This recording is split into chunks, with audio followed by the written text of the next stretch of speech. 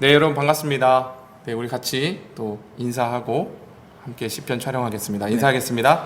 네, 반갑습니다. 안녕하세요. 반갑습니다. 네, 반갑습니다. 오늘 저희 셋이 이렇게 2주 만에. 예, 2주 만에 지난주에는 휴가를 갔다 왔고요.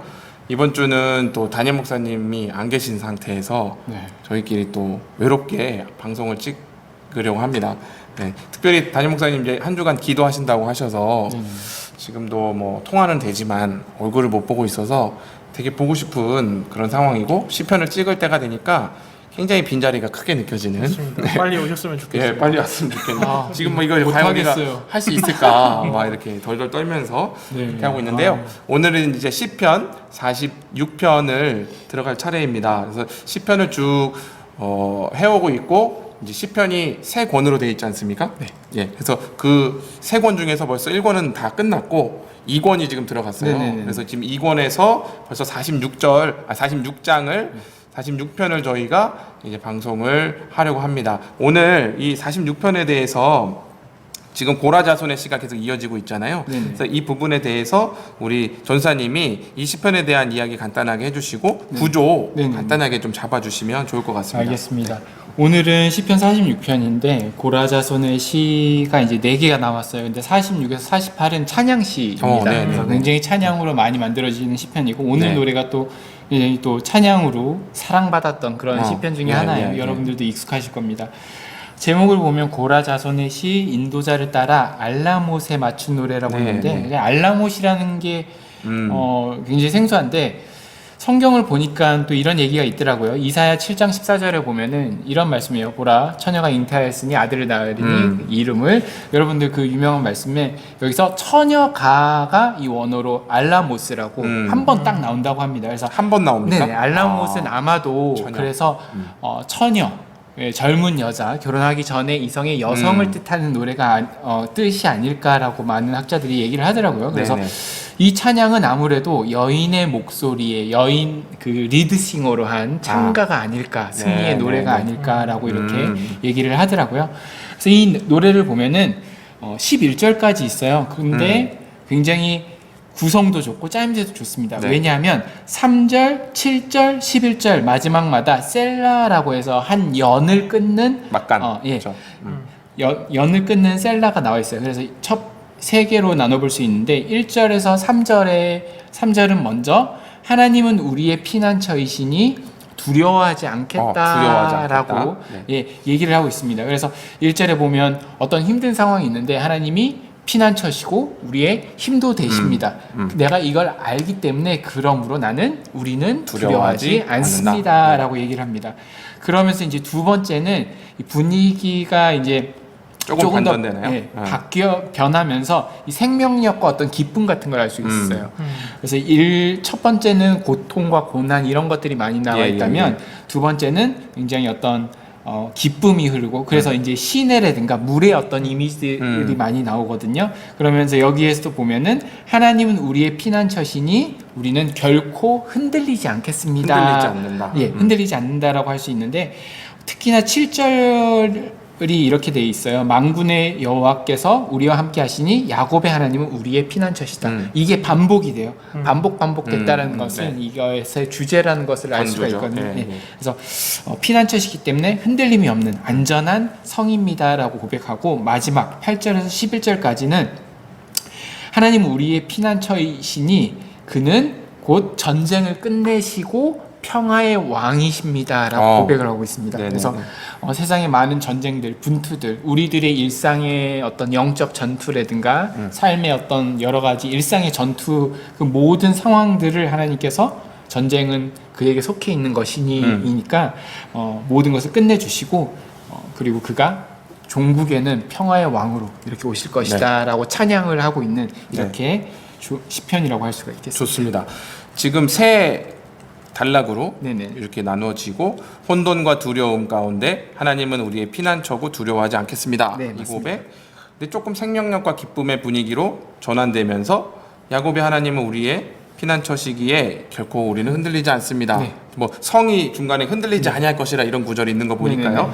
그 다음에 마지막 8절에서 11절이 이제 전쟁도 그리고 고통도 다 끝내시는 네. 하나님이 모든 것들을 종결하시는 그런 분으로서 평화의 왕으로서 오시기 때문에 하나님이 우리의 피난처시다. 네. 이렇게 해서 깔끔하게 새 연으로 이렇게 정리가 됐는데요. 여기 이 시편을 쓴 게 지금 이게 고라자손의 시이긴 한데 네. 어떤 배경 같은 게 있습니까 혹시? 네, 이 배경이 지금 시편 46편에 보게 되면 일부 학자들은 이 4절이랑 그리고 이제 5절에서 배경을 좀 찾고 있더라고요. 네네네. 4절에 이제 한 시내가 나오고 있는데 네네. 이 한 시내에 대한 내용이 바로 히스기야 왕 때를 추측할 수 있는 근거라고 하더라고요. 선생님 제가 한번 이걸 읽어드려 볼게요. 네네. 4절하고 5절이 네. 그런 근거라고 하니까 네. 한 시내가 있어 나뉘어 흘러 하나님의 성 곧 지존하신 이의 성소를 기쁘게 하도다. 하나님이 그 성 중에 계심에 성이 흔들리지 아니할 것이라. 요걸 가지고 네. 히스기야 때가 아닐까 이렇게 추측한다는 거죠. 맞습니다. 네. 그 한 시내가 있어서 지금 성이 기쁨이 유지되고 있다라고 이야기를 네, 하는데 네네. 히스기야 시대에 아시리아가 네. 쳐들어오게 되잖아요. 사메리 왕 그렇죠. 때 예. 쳐들어오게 되는 배경을 보게 되면 랍사게라는 하인을 시켜서 쳐들어오게 하는데 그때 되게 약간 참혹한 느낌을 많이 받아요. 왜냐하면 랍사게가 와서 히스기야 왕을 비롯한 이스라엘한테 자기 아시리아의 대단함을 막 이야기를 하거든요. 그런데 그 대단함을 이야기할 때 유다 말로 하니까 네. 그 이스라엘 사람들이 네가 그렇게 유다 말로 하게 되면 우리 모든 백성들이 듣고 불안해하니까 제발 유다 말로는 하지 하지 말아라. 말아라. 너네 나라 말로 해도 우리가 알아들을 수 있는 사람이 있으니까 그렇게 해달라라고 뭐 사정을 하기도 하고 그리고 이제 아예 주 사방을 둘러싸서 더 이상 도망칠 수 없게 만들어 놓고서 너희들이 정말 전쟁을 하려고 한다면 우리가 말을 줄 테니까 니네가 그 말을 탈 수 있는 사람이 있나 어디 지켜보자. 그렇게라서 내기라도 해보자라고 지금 할 그러니까 만큼 랍사게가 히스기야 왕과 네. 그 성을 다 둘러싸고 그쵸. 지금 엄청 조롱하고 있는 네, 그런 맞습니다. 상황이네요. 네, 조롱도 하고 그런 상황 가운데서 히스기야가 버틸 수 있었던 이스라엘 버틸 수 있었던 이유는 그 셈의 길을 내서 이스라엘 그 성중 안으로 실로암 못을 그때 만들었다고 하더라고요. 그래서 이 한 시내가 그 실로암 못을 의미하고 그 실로암 못이 있다고 물이 있다는 거는 어느 정도 버틸 수 있는 근거가 된다는 얘기잖아요. 그래서 그런 이유 때문에 기쁨을 이야기하고 있는 거고 또 이제 그 5절에 나오는 새벽에 하나님이 도우시리로다라는 이야기는 결국은 이 랍사게가 와서 조롱을 하잖아요. 네. 그러니까 하나님이 우리한테 허락하지 않으셨다면 이스라엘 치러 오지도 않았을 거다. 왜냐하면 이스라엘 이외에 다른 나라들도 우리가 다 쓰러뜨리고 왔는데 그 다른 나라에도 다 신이 있지 않냐. 자기 자신들은 분명히 신의 대리자로서 심판을 하러 왔다라고 조롱을 하고 있는 상황 중에 어떤 일이 일어나냐면 하루아침에 어떻게 되죠? 18만 5천 네, 명인가요? 18만 5천 명 정도가 하룻밤 사이에 그냥 다 죽게 되잖아요. 맞아요. 그러니까 그 하나님의 천사가 여호와의 천사가 임해서 모든 사람들을 심판한다고 이야기했던 심상이 바로 이 새벽에 하나님이 도우시리로다라는 이야기도 그때의 배경을 가지고 쓴 시가 아닐까라고 이야기를 하고 있더라고요. 엄청난 그죠? 맞아요. 그럼 좀 잘 맞아 들어가는 것 같은 네, 굉장히 그런 느낌이 들고 저 여기 성 얘기가 나오니까 저 혹시 이 시가 46편이 네네네. 루터가 만든 내주는 강한 성이요. 네네. 맞습니다. 그 찬양의 어떤 또 찬송의 어떤 재료 심상이래요. 아니었습니까? 예 맞습니다. 이걸 내주는 강한 성이요 이겁니까? 네 맞습니다. 아. 그 찬양이 루터가 작사를 이거를 조금 예. 뭐죠? 이렇게 계산을 해서. 계산을 가사로. 해서 예. 조금 해서 했다고 합니다. 이게 루터 시대 때는 아무래도 루터가 그렇게 하고 나서 종교 전쟁들이 일어나고 탄압받으면서 쫓겨다니고 그런 혼란의 시기였잖아요. 그때 루터와 그를 따르는 수정자들이 이 찬양 루터가 만든 그 찬양을 가지고 부르면서 이렇게 버텨내면서 그렇게 했던 그 시편이라고 약간 하더라고요. 군가 같은 느낌도 그러면 있을 수 있겠네요. 좀 그런 느낌인 것 같아요. 그 찬양 보면은. 좋습니다. 제가 알기로도 역사상 많은 그런 또 그 교회나 여러 가지 뭐 국가나 네네네 맞아요. 세력들이 이 시편을 가지고 노래를 지어서 많이 이렇게 불렀다라고 알고 있는데 그런 이야기를 이제 배경을 듣고 보니까 사실 뭐 히스기야가 썼든 안 썼든 그 배경이 정확하든 아니든 간에 이 전체적인 시의 심상이 지금 우리가 하나님께 피난처로 피하게 되는 이유는 지금 뭔가 전쟁 같은 네네. 상황 우리가 사방에서 우겨싸움을 당하고 있어서 도저히 어디로 빠져나갈 수 없는 그런 상황들이 지금 연출되고 있는 거 맞습니까? 맞습니다. 네, 인력으로 뭐 어찌 할 수 없는 할수 그런 없는. 상황들, 어려움들. 그래서 제가 보니까 그 첫 번째 연에서 3절에 보면 이게 이제 2절 마지막부터인가요? 산이 흔들려 바다 가운데 빠지든지. 네네네. 산이 흔들려서 바다 가운데 빠진다는 거는 뭐 있을 수가 없는 일이잖아요, 사실은. 쓰나미 같은 거의 뭐, 걸까요? 예, 그럼 뭐 다 쓰나미 때문에. 휩쓸어갖고 예. 빠지는 거, 바닷물이 솟아나고 뛰놀든지, 이거는 뭐 해일이라든지, 네, 맞아요. 뭐 엄청 큰 파도, 지금 태풍, 귀여운 이름 바비, 네. 올라오고 있는데 지금 바비가 막 올라오고 있는 상황에서 저희가 지금 찍고 있어요. 아직까지는 밖에가 평온한데 네. 역대급 태풍이라고 해서 역대 5위급. 5위. 예, 네. 그래서 지금 서해 쪽으로 이렇게 지나간다고 그래서 지금 굉장히 약간 지금 여러 가지 두려움들이 또 긴장 상태가 발생하고 있는데요. 그리고 또 그것이 넘침으로 산이 흔들릴지라도 바다가 해일이 일어나갖고 산이 다 완전히 흔들릴지라도 그런 상황일지라도 우리는 두려워하지 않는다. 하나님이 우리의 피난처시니까 이렇게 고백하는 예, 거잖아요. 제가 볼 때는 여기서 보면 이 심상은 우리가 아무것도 할 수 없는 불가항력적인 상황을 묘사하는 것 같아요. 네. 아, 맞아요. 이거 완전 뭐 자연재해라든지 뭐 사방에서 전쟁에서 이제 성을 다 둘러싸고 도망갈 길이 없는 어떤 그런 심상 속에서 발생하는 그런 완전히 꽉 막힌 상태, 출구가 없는 상태, 엄청난 혼돈과 고통이 찾아온 상태, 이런 상태를 지금 묘사하고 있는 게 아닐까 싶어서 어떻게 보면 지금 이 한국 교회가 이 코로나 상황, 그 다음에 또 최근에 일어났던 뭐 장마, 그렇죠. 이상기후. 네. 또 이 장마 이런 어떤 겹치는 상황 가운데 또 우리 한국 교회가 또 한 건 하지 않았습니까? 이제 그런 상황에서 진짜 막 어디로 출구를 내야 될지 모르겠는 그런 사면초가의 상황, 그런 상황이 저는 지금 이걸 보면서 생각이 납니다. 그런데 지금 요 3절까지는 좀 답답하고 두려웠던 이런 그 심상이라면 이게 4절 가면서 분위기가 확 바뀌죠. 네. 네네. 아까 김영근 전사님 말씀하신 것처럼 시내가 이렇게 흘러서 네. 실로암 못으로 이렇게 들어오고 있잖아요. 네, 맞습니다. 근데 전사님 시내가 네네. 이 물이 네네. 시편에서 주로 어떤 심상으로 많이 우리가 쓰이죠? 뭐 생명력이 있고, 생명력. 예, 생명 있고 예. 구원 예. 어떤 이런 이미지로 많이 사용되어집니다. 우리 뭐 흔히들 많이 알듯이 시편 1편에서도 이 시냇가에 생명수, 심은 나무. 생명수와 같은 어떤 그런 이미지가 있듯이 항상 시편에서 이 물이 그런 이미지가 좀 있어요. 그 좀 말씀 하나님 말씀 이런 의미로도 영적으로 볼 수 있지 않습니까? 아, 그럼요. 지금 현대를 살아가는 우리들에게 있어서 우리들에게 또 생명이 되고 또 힘을 얻어갈 수 있는 상황이 될 수 있는 거는 하나님의 어떤 말씀이고 은혜인데, 그런 것들이 하나님의 말씀을 통해서 임재하시는 그런 장소가 우리는 말씀이기 때문에 말씀을 통해서 오기 때문에. 그러니까 말씀의 공급이 우리에게 있을 때 사실은 우리의 성소, 네. 그러니까 하나님이 계신 우리의 하나님의 존재는 네네. 말씀 안에서 우리는 결코 곤비치 않을 수 있다. 이런 어떤 내용인 것 같고요. 이 5절 마지막에 새벽에 하나님이 도우시리로다 이런 표현이 있어요. 네. 여기 보면 아까 전사님 새벽에 18만 5천 명. 5천 명을 하나님이 치시는 그런 역사도 있었지만 저는 이 새벽을 떠올리면 항상 해가 뜨기 직전, 네. 그러니까 가장 어두운 때, 네네. 역사에서 가장 어두운 때 이런 걸 새벽이라고 표현하지 않습니까?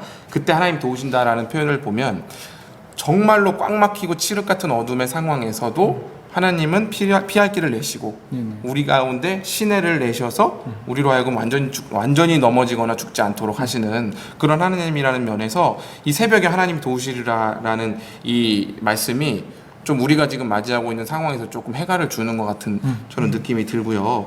여기 보면 이제 문 나라가 떠들며 왕국이 흔들렸더니 이런 것도 이방 나라들이 아까 뭐 사내리 왕이 보낸 랍사기가 될 수도 있고 이방 나라들이 확 다 이렇게 이 이스라엘을 둘러싸고 있는 그러니까 하나님의 백성들을 완전히 다 그 둘러싸고 포효하며 으르렁거리고 있는 그런 쓰나미가 몰려오는 것 같은 적군이 몰려오고 있는 것 같은 그런 상황이잖아요.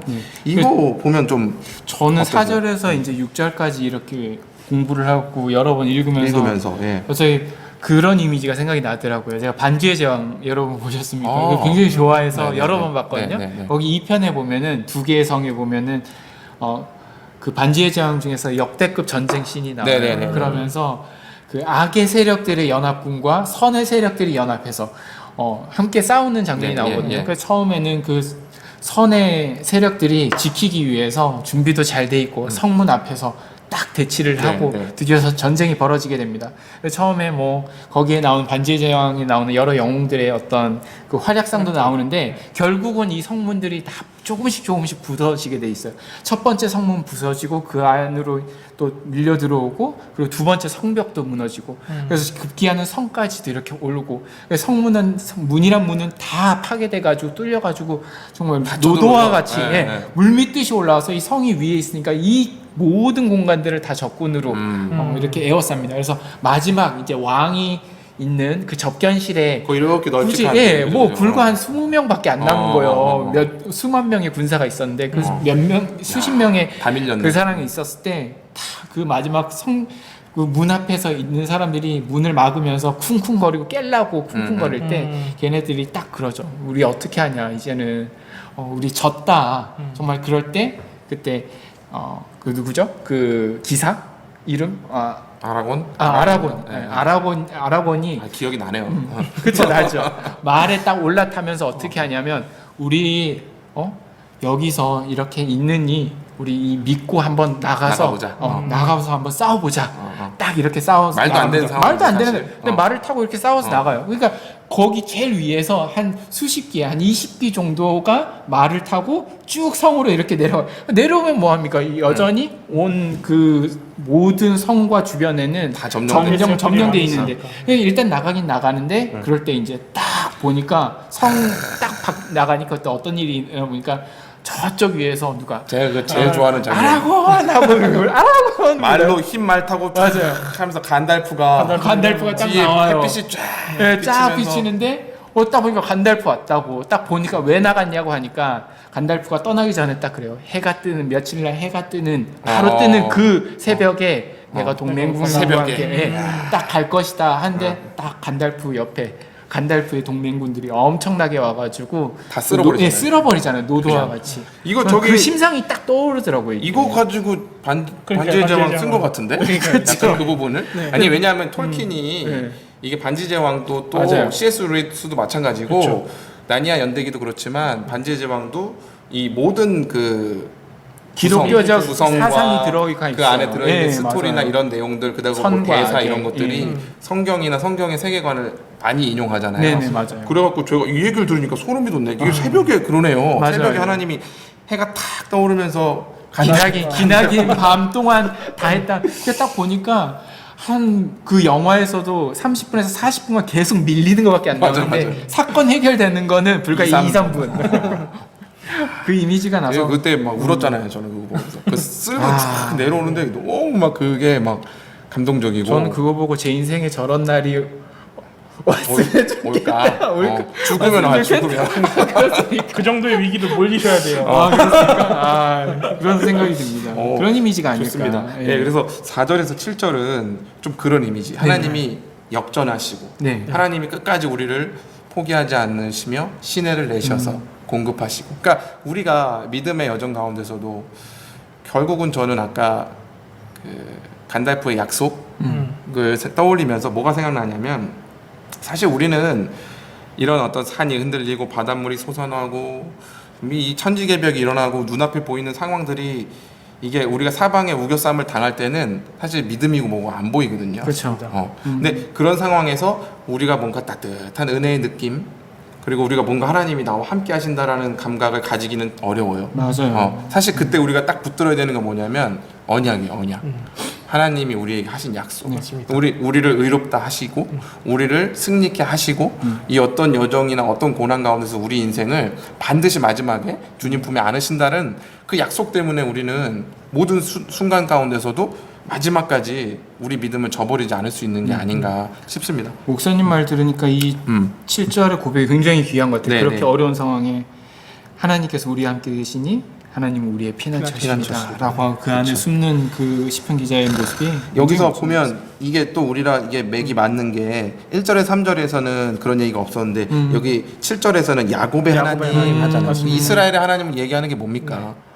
약속의 언약의 하나님이잖아요. 네, 언약의 맞아요. 하나님이잖아요. 맞아요. 네. 이스라엘의 하나님이란 얘기는 이스라엘을 장자로 삼으시고 출애굽시키시고 끝까지 언약 백성 삼으시는 그 하나님에 대한 이 믿음 그것이 우리로 하여금 하나님께로 피하게 하고 유일한 피난처로 우리를 인도하는 어떤 길이다라는 부분들을 지금 여기서 보여주고 있는 것 같습니다. 실제로 구약에서 이 시편과 아주 많이 닮아 있는 본문이 네. 출애굽기 내용인 것 같아요. 출애굽기에서 이제 애굽으로부터 탈출을 했는데 네. 바로가 이제 추격을 하잖아요. 예. 쟤네들이 이제 광야에 갇혔다 그러고 그렇지. 추격을 하게 되어지는 그 시점에 모세가 한 고백이 딱 이 고백이었어요.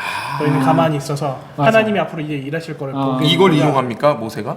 이 비슷한- 이야기를 똑같이 하죠. 비슷한 얘기들. 네, 거의 똑같이 해요. 거의 똑같이. 성경이 뭐 다 연결이 되네요. 네. 참 은혜가 됩니다 지금. 점점 달아오르고 있는데요. 네. 자, 그럼 이제 세 번째 연으로 한번 가볼까요? 네. 세 번째 연이 이게 제일 중요한 부분이고 네. 제가 정말 좋아하는 말씀이에요. 그래서 게으르고 움직이는 게 싫어해서가 아니라 이 10절 말씀을 좋아합니다. 아, 이르시기를 맞죠. 너희는 가만히 있어. 얼마나 좋아요. 이렇게, 가만히 이렇게. 있으래. 내가 하나님 됨을 알지어다. 네네. 이것만큼 망고땡이 어디 있습니까? 아. 근데 사실은 지금 이 상황은 망고땡을 부릴 수 있는 상황이 아니라 뭐라도 지금 해야 되고 네네. 무슨 국리를 해야 되고 노력을 해서 이걸 지금 극복해 나가야 되는 이 사면 초과를 이 문제를 나한테 지금 당면에 있는 이 고통 또는 해결 안 되는 이 문제를 수습해야 되는 상황이잖아요. 네네네, 보통 맞아요. 우리는 인간들은 머리가 어떻게 굴러갑니까? 특히 남자들 어떻습니까? 일단 내가 해결을 뭘 해야 해야겠다 좀. 뭘 어떻게 좀. 아내한테는 큰 소리 뻥뻥 치면서 내가 알아서 할게 하면서 돈을 빌려 다니는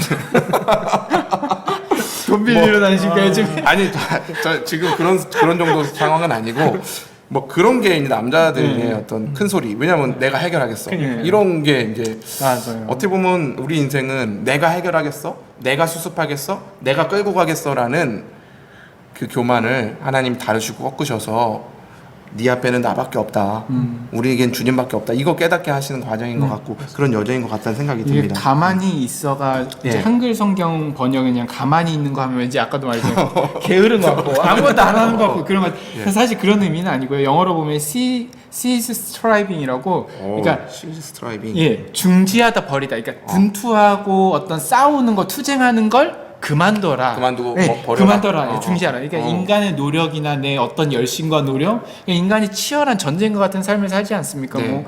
뭐 아빠만 그러겠습니까? 어디 아버지만 그러지 않게요? 우리 애들도 그렇죠. 뭐 공부하니라 열심히 분투하고 청년들도 이것저것 열심히 살아가고 삶이 진짜 전쟁같이 경쟁하면서 살아가는데 이 모든 것들이 어떤 상황에 있어서 가만히 있어요. 그거를 그만두고 하나님이 누구인지를 알라라고 하는 거죠. 네, 하나님이 알면은 우리를 그냥 내버려 두지 않을 거다라고 이 시편이 고백하고 있는 있는 거죠. 그래서 굉장히 은혜되는 것 같아요. 이게 보면 여기 8절에서 와서 보라 그죠? 네네네. Come and see 이렇게 얘기하잖아요. 맞아요, 예수님이 맞아요. 제자들한테 Come and see 해갖고 예수님과 먹고 마시고 살면서 예수님이 누구신지 보라고 말씀하셨잖아요. 여호와의 행적을 볼지어다 이렇게 나와요. 그럼 뒤에 그가 땅을 황무지로 만드셨도다. 그가 땅 끝까지 전쟁을 쉬게 하시며 활을 꺾고 창을 끊으며 수레를 불사르시는 도다. 그러니까 뭐냐면 하나님이 모든 전권을 가지고 계시고 맞아요. 주권자시며 역사의 수레바퀴를 붙들고 계시며 섭리하시는 분이라는 그 여호와가 누구신지 이 하나님이 누구신지 그 하나님의 권세를 보라. 하나님이 창조주이심을 보라. 섭리자이시며 마지막에 오실 심판주이심을 보라라는 거잖아요. 맞습니다. 이 성경의 하나님을 바라볼 때 우리가 하나님 되심을 알게 되고 그때 우리는 비로소 우리의 계획, 우리의 노력, 우리가 지금 이것을 극복하려고 하는 많은 그 분투가 쓸모없는 것이라는 것들을 깨닫게 된다는 거죠. 저는 그런 경험이 있어요. 이제 해도 안 돼 갖고 어떤 문제나 어려움들이 있을 때 우리 살다 보면 그런 게 있지 않습니까? 주로 뭐 돈 문제 같은 것들 예전에 지금은 좀 그렇죠. 그래도 안정됐지만 젊은 때는 또 규모가 없고 그러다 보니까 뭐 이런 저런 사람들 돕고 뭐 하다 보면 내 주머니가 궁하고 그럴 때 있어요. 그럼 뭐 그 어려움 가운데 기도하러 나오지 않습니까? 하나님 뭐 돈 주십니까? 기도를 하고 하나님 부르짖고 나 좀 책임져 달라고 막 애를 쓰는데 또 그렇게 하고 기도하고 찬양하고 하는 가운데 뭐를 경험하냐면 이 세상의 문제와 또 내가 짊어지고 있는 이 모든 짐들은 어디 갔는지 온데 갔는데 안 보이고 구속한 주만 보이도다. 어. 이것이 나의 뭐 이런 경험들이 있어요. 그러니까 이게 기도가 어떤 최면 효과가 있는 건지 아니면 심리적 무슨 뭐 안정감을 주는 건지 그런 건 잘 모르겠지만 제가 경험했던 건 다시 그럼으로 말미암아 하나님이 다시 길을 내실 거야. 내가 하나님 다시 붙들어야지 이런 마음들을 다졌던 것 같아요. 그래서 네. 기도 이런 얘기 있지 않습니까? 기도하러 들어갈 때 마음과 기도하러 나올 때 맞아요. 마음이 다르다. 네. 뭐좀 지저분하게 표현하면 화장실 들어갈 때와 나올 때. 근데 그런 것들을 보면서 이게 어떻게 보면 우리가 하나님이 하나님 되심을 목도하는 자에게 네. 있는 복이며 맞습니다. 감사가 아닐까 이런 생각들을 좀 하게 됩니다. 저는 이제 10절 저 보면서 네. 어제부터 계속 생각을 해봤어요. 어제부터 생각을 또 이렇게 내가 하시니까. 어제부터 저희가 이제 시편 봤으니까 준비를 이렇게 하시니까 이게 박 교사님 준비하신 거잖아요. 네. 하면서 가만히 있어서 이게 해결이 될까? 나는 뭐 때문에 이렇게 고민이? 뭐가 가만? 요즘- 결혼을 가만히 있어도 될까? 뭐 그런 거. 갑자기 뭐 걱정되기 시작해서 가만히 걱정. 가만히 있으면 결혼 못 해요. 그러니까요. 그래서 이제 뭐 휴가 지난주 또 갔다 오고 그랬지만 요즘에 교회가 많은 욕을 먹고 있지 않습니까? 예, 이제 예.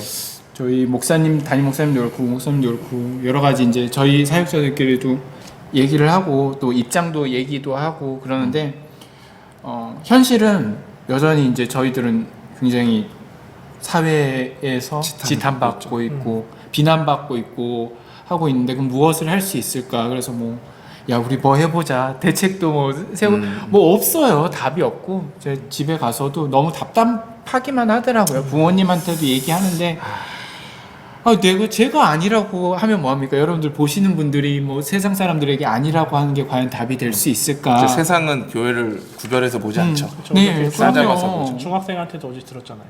엘리베이터 타고 내려가는데 PC방도 잘 지키고. 우리가 교회에서 탔다는 걸 분명히 알아. 우리가 사역자들이라는 걸 알아. 근데 PC방을 못 가니까 네. 우리를 PC방이랑 노래방 못 가니까. PC방도 잘했고. PC방도 잘하고 노래방도 잘하는데 교회가 교회가 문제다. 자기들 PC방 와. 못 간다고. 애들한테 간접 디스 당했습니다. 제가 들었어요 그것도. 네, 할 말이 없었어요. 그런 상황들을 보니까 되게 답답하고 이러더라고요. 그러면서 이제 어제도 이 말씀 보면서 무엇을 할 수 있을까라고 했을 때 이 10절의 말씀이 굉장히 저에게 와 닿았습니다.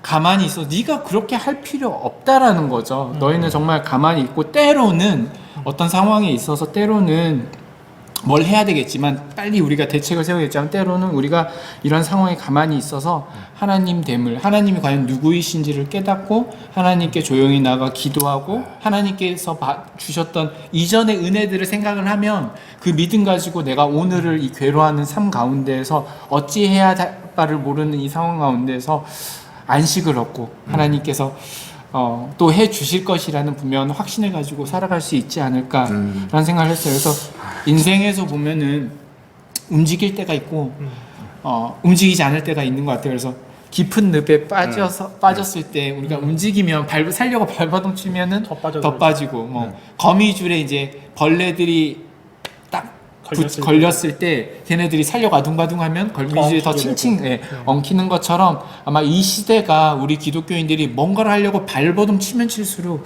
더 힘들지 않을까. 이럴 때일수록 우리가 필요한 게 모든 신자들이 정말로 하나님의 그 은혜를 붙들고 기도해야 할 때 저는 이 시편의 이 찬양이 지금 내가 해야 될 모습이 아닐까라는 그런 생각이 또 들더라고요. 담임 목사님이 그러면 미리 보셨나 봐요. 이거 시편을 지난주부터. 그러니까 이번 주에 기도하러 가신 게 아닌가. 우리 목사님은 진짜 역시 모범이 되시는 것 같습니다. 그러니까 그만하시고 아니 뭐 목사님이 이 자리에 없으니까 제가 오늘 목사님이 따끈따끈하게 3시간 전에 올린 페이스북에 올린 글이 있어요. 이거랑 맞닿는 부분이 있어서 한 챕터를 좀 읽어드리면 이렇게 얘기를 하셨어요. 이 혼란한 시점에 기독교 신자들에게 요구되는 태도는 오히려 합리주의의 귀한 것들을 취하고 만사를 신앙으로 설명하고 증명하려는 태도를 일정 부분 지향하는 것이 아닐까 싶다. 솔직히 신자는 자기가 가진 신앙으로 자기 인생 하나도 해석하기 버거운 사람들이다. 맞죠? 그런 판국의 기독교 신앙으로 삼라만상 모든 것들에 대한 답을 주려는 것이 말이 되는 이야기인가? 그런 이유의 사람들은 거의가 자아분열의 길로 흘러간다. 신앙을 가진 것이 자기를 파괴하여 다른 이들에게는 괴물이 되는 뭐 그런 존재 말이다. 예수님을 우리의 구주와 주님으로 믿어도 모르는 것은 모른다고 말하자. 신비와 의문의 영역이 남아 있어야 더 굳세게 주를 의지하지 않겠는가. 저는 이게 너무 와닿고, 이게 뭐냐면 하나님의 신비 또 하나님의 영역을 남겨두며 그 앞에 부복하는 자세인 것 같아요. 네. 욥이 생각이 나요. 음. 욥기에 보면 하나님이 욥을 사탄과 함께 시험하시잖아요. 네. 시험 때 올리고 어떻게 하나 보자. 근데 욥은 결국에는 의로운 자고 참 지혜로운 자고 하나님 앞에 신실한 자였지만 자신에게 온 고통이나 어려움들에 대한 이유를 찾지 못합니다. 네. 그리고 친구들도 와서 많은 어떤 답들을 주려고 해요. 어떻게 보면 지금 우리가 이게 답이다, 저게 답이다, 이래야 된다, 저래야 된다 말하는 거랑 비슷해요. 맞습니다. 그런 많은 새 친구들의 이야기들, 신학적인, 정치적인, 경제적인 견해들이 홍수 속에서 있을 때 욥은 결국에는 해갈을 못 얻거든요. 네. 근데 욥이 답을 얻는 지점이 욥기 마지막 말미에 나와요. 네. 어떻게 되냐? 욥 앞에 하나님이 나타나시죠. 그냥 나타나세요. 욥은 그냥 그 자리에서 꼬꾸라지고 엎드립니다. 그리고 입을 닫아요. 그리고 모든 것들이 해결돼요. 그냥 이것은 우리가 설명할 수 없는, 우리가 지금 벌어지는 모든 상황들, 어려움들을 이해하고 극복하려는 태도 자체가 아닌 그냥 하나님의 임재 자체, 하나님의 존재 자체가 우리에게 답이 된다라는 거예요. 저는 하나님됨을 알지어다가 바로 그런 의미라고 생각합니다. 어떻게 보면 기독교 신앙의 본질은 하나님의 말씀 앞에 우리가 사로잡히는 거고, 하나님의 언약 앞에 우리가 사로잡혀서 우리의 인생이나 우리의 삶의 문제들을 다 설명하는 게 아니라 그냥 하나님을 믿고 따라가는 거잖아요. 네, 맞아요. 어떻게 보면 그게 우리에게 지금 요구되는 신앙의 태도이며 한국 교회가 처한 어떤 위치가 아닌가라는 생각이 들어서 가슴이 아프지만 그래도 이 말씀이 위로가 됩니다. 너희는 가만히 있어 내가 하나님됨을 알지어다. 그렇게 할 때 내가 문 나라 중에서 높임을 받으리라. 내가 세계 중에서 높임을 받으리라 하시도다. 저는 이게요 너무 가슴 앞에 아리게 다가오는 게 뭐냐면, 한국 교회가 제가 이번 주 설교를 했지만 교회의 영광, 교회의 권세, 교회의 어떤 그 힘, 이것들을 과시하고 보여줬던 시대는 이제 끝났어요. 근데 그 시절이 우리에게는 어떤 의미냐? 하나님이 높임받는 게 아니라 우리 자신과 맞아요. 교회가 높아졌던 거예요.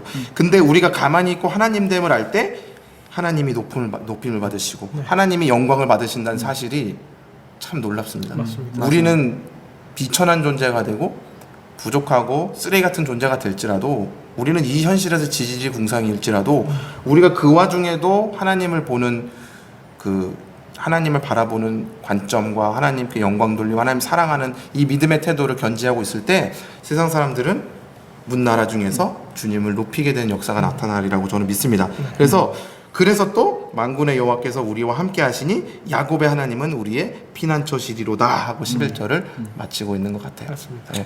오늘 이렇게 해서 좀 정리를 했는데요.